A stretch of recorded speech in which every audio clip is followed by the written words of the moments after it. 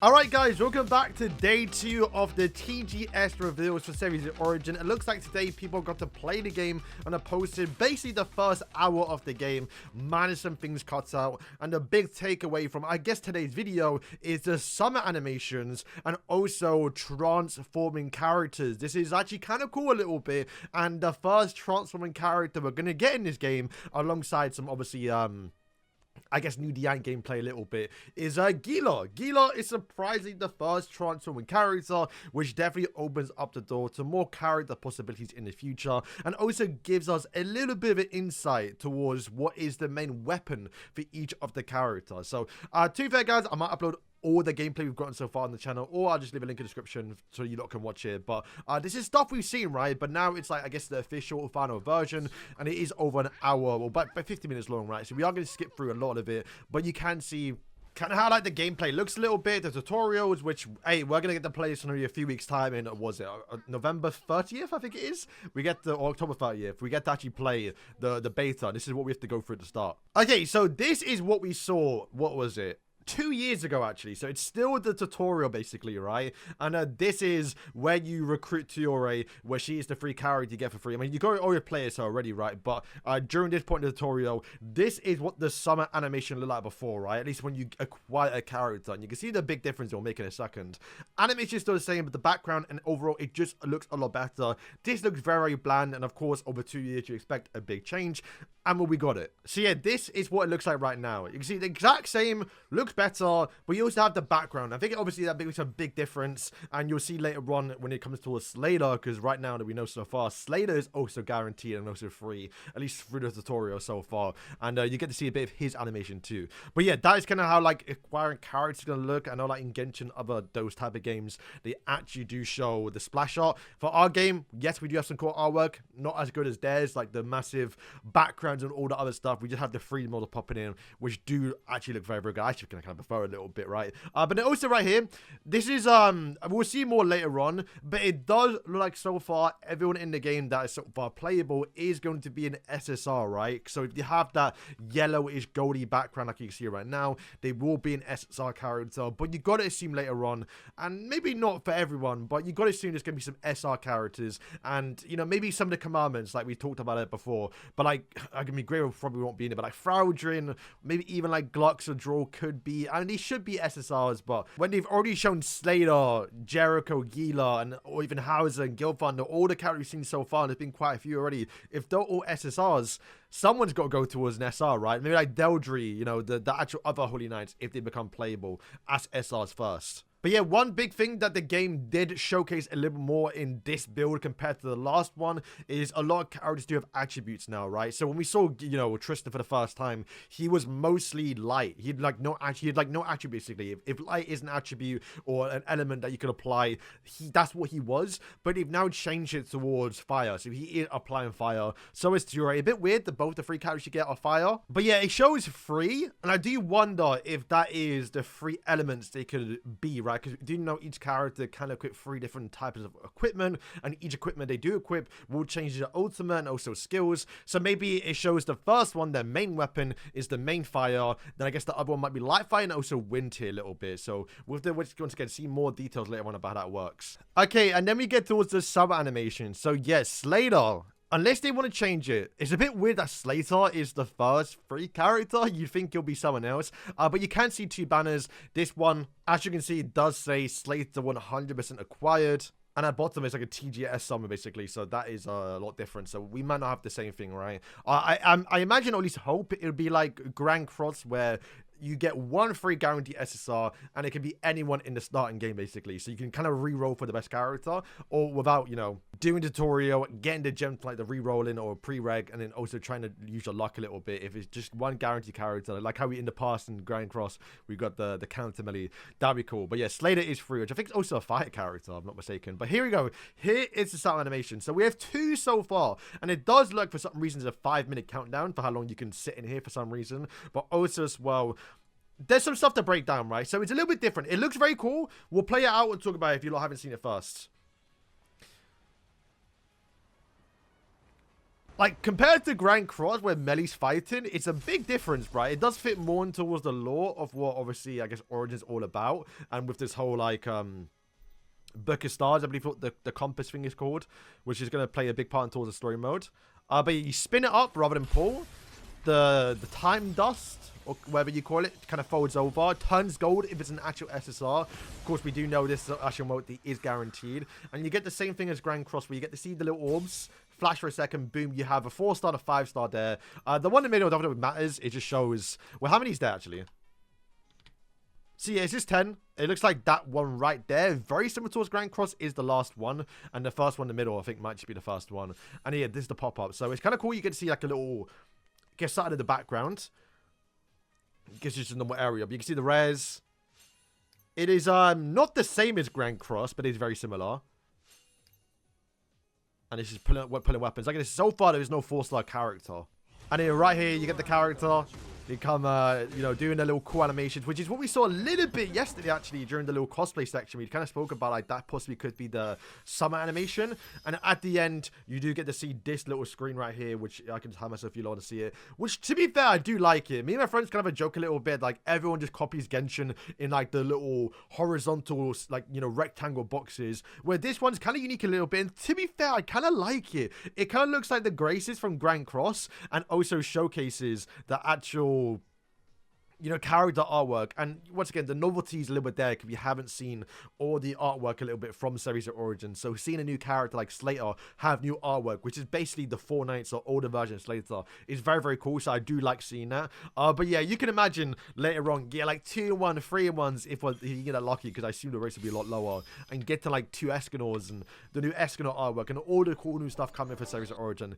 It's gonna be sick. But yeah, we have also another one, which I do want to give a shout out to Gara. He is, I believe, actually in the event right now, and this is his recording, which is why he's obviously, you know, watermarked it, because I think he's actually there in person when you get to play it. But yeah, you can see right now, big difference already. Tiore is now in, so we don't know, once again, who like the standard SSR character is when you get summoned, because so far every single thing has been a guaranteed. But I also do think there's a little bit of fake out right here too. But you can imagine, like, when Escanor releases or whatever new character releases, if you see the character, that's like who you're guaranteed to get. It'll be kind of cool. But yeah, I assume that little flash right there might mean something. I assume as well they also might polish it a little bit, because this little spin animation is a bit underwhelming, and also just kind of cuts. So I think that might make that more smoother. But you can see right here, before we got the gold animation, where now we have the blue. So this is like, okay, I got a bit of a dead multi, but then last second, boom, it flashes, and it turns gold. So that can be the fake out. I hope once again there's also fake outs in the summons, like how it is in Grand Cross, for example, where like right here, you could get all blues and then one changes. So it's kind of hard to see because the color's not great. But once again, you can see you got the guarantee animation there, the yellow, and then the 2 agile purples being 4 stars. And then once again, we get the kind of the same thing. We kind of skip forward a little bit here. You can see it's Slater again. So Slater once again is guaranteed, right? Oh, it's actually a countdown now. I don't think that countdown's for the summons then. It must be just for the demo. The amount of like 30 minutes to play for each account. Also, right here, you can kind of see the actual currency is going to cost per multi. It is 3,000, so 300 for a summon or a single, and then 3,000 for a 10, or I guess might be like 11 multi. No, I guess it's just 10, right? We're probably likely to guarantee you 4-star. But yeah, that is so far what you have towards the summons. This is not shown in the other footage, but once again, Gara has actually shown us like what the customization looks like a little bit, with like customizing Slater, which looks kind of sick. I think each character has like 3 types of equipment. You can see their abilities. They also have armor as well. We can show more of that later on. The weapons. I mean, look at it. This looks so cool, bro. We're going to skip through a little bit. Also, at one point, he jumps to right here, and I think the other gameplay we saw earlier as well. This mode is free map exploration. They kind of just jumped and have both Gila in the team. So I assume, once again, Gila at one point will be free, because it's still the tutorial, right? So she's also free, and like I said, she's the first transforming character, so it's kind of cool. I mean, gotta see more of her here as well. So yeah, the big thing towards Gila, like I did say, she is transforming, right? So if because you can equip 3 type of weapons to each character. Obviously, it's when she's obviously a lot older, but you don't start off in your demon demon form. So every single time you use an animation or like you do your ultimate, she does transform in towards her demon form to do the animation, right?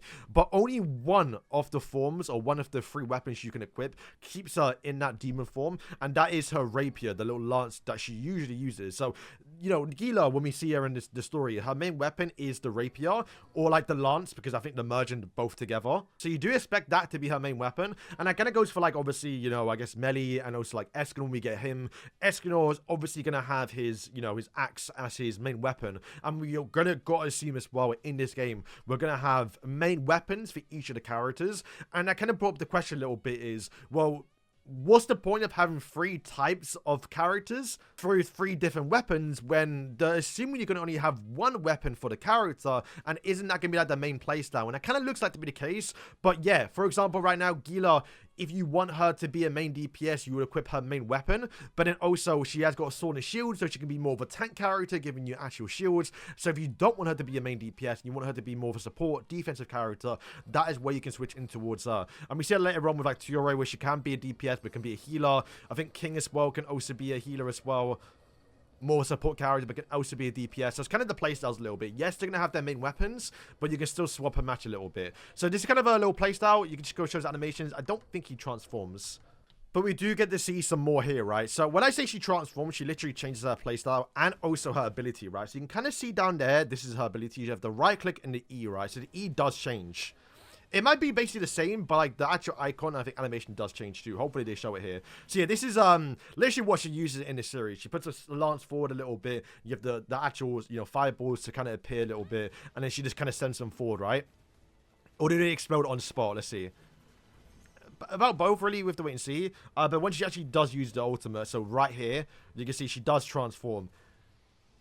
And now you can see it does reset the cooldown. The right click is basically stay the same, but now you can see the E has changed, where it kind of just more ups around her. She also has the meter, which you can see right here, which showcases her time limit in terms of demon form. And she just has the claws, and once again, the demon form kind of out.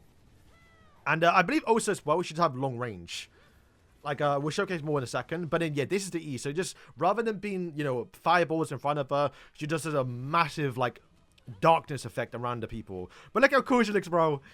They actually cook so hard with Gila, bro. It's insane. And then I think right here we see it. She just de-transforms. So it makes you wonder a little bit, like, how is Escanor going to play? Like, is he going to actually start in his skinny form and then transform into his actual big form? Who knows? Or maybe he starts in his skinny form and then when, like, because we do know there's night and daytime cycles, he's just stuck in his nighttime form. But obviously, like now in the anime, he will be able to transform at night because you just think of Merlin and then boom, that's his son and that's how he transforms. But yeah, weird enough, everyone's fire. Like Gila, Slater, Tiore, and also Tristan's fire. So a bit weird that they're sort of leaning so much towards fire. And we tweet this out on our Twitter page, Sevisin's Origin News, follow it. But you can see right here, Gila has now got a sword and shield equipped. And you can see her ultimate has changed alongside of abilities like we've already known so far. Not the greatest quality, but you can make it out. When she starts attacking, she gets a sword and shield. But also what she does, she still transforms into the demon mode. It's just she doesn't stay in it, right? So her ultimate just kind of puts her claw in the sky. You see she does transform. And it does like a massive eruption around her. But you can see, it's kind of hard to make out, but you can see it. She doesn't have her demon form. She's now back in towards her sword and shield form. So that's kind of what I meant. But like, it looks like for Gila, for example, her main weapon, if you want her to be, I guess, the main DPS, is to go in towards her lance, which will be her demon form, which she does change her playstyle. But in this one, you can kind of make her more of like an actual support character. And then right here you can see she transforms, and this is like the long range attacks basically, right? So she's definitely a lot different. Which, yeah, man, this show is like they're doing so much of like even like the standard character, which is very, very cool. And each character so far looks very, very unique. So it makes you wonder if everyone actually is going to be an SSR character. Surely some have to be SRs. Also, weird enough too, you can see right here, she does have costumes, which is showcased in a second as well. She has got like a one from Grand Cross. But when she ults, outfit changes. She does go back towards a white form, like a normal outfit, like a standard outfit in a demon form. So, yeah, that's kind of a weird thing a little bit. I hope that kind of changes, because if you're buying cosmetics, but then she transforms back into a normal state, it's a bit weird, right? But yeah, not too much to showcase on this one in particular, other than a little bit more Diane gameplay. You can see right here, this is them just clearing through a dungeon with some friends. But more notably is that I think a lot of people in this actual game right now have changed their cosmetics, right? So you will notice, not so much for Tiore, because she's obviously not in Grand Cross, but a lot of the sins have the, you know, Grand Cross armor, which look very, very cool a little bit, right? So, like, you can see Melee's got his, like, counter melee one. King looks like normal King, but more graded. You can see Diane right there has got a maid outfit on. That's literally all taken from Grand Cross. And you can see, like, Diane right here, for example, she's got more gameplay towards her, right? So, I mean, a lot of her ultimate animations, for the looks of it, it's just her summoning rocks, but more different. So, right now, she does rocks around her. It's basically all the same, right? Just different playstyle. I don't know what she's using to fight right here, though. Is it the axe? It is, oh, the nunchucks, right? So she has nunchucks, an axe. But the only two we've seen so far. So we do know, I mean, maybe she hasn't got a main weapon because she's not got the, I guess, Gideon. Maybe this is not the Diane for it, but maybe she transforms into one of the ultimates. But you got to assume right now, especially with the way Gila worked, is they actually might allow you to transform into a giant as Diane. But maybe for a later date unit. And here's Tristan with his actual Four Knights outfit. Still a bit weird that he's so short, because he's a lot taller when he's in Four Knights. And then so far, we've seen everyone kind of use the standard 4 characters. So, I guess, Tristan, Tiore, Gila, and also Slater. But for some reason, this person right here has got access towards Diane, Melee, and also Elaine. And Elaine's got a really cute little outfit, and I think it's from Grand Cross. I think I've seen it before, but we don't really use, you know, Elaine too much in towards...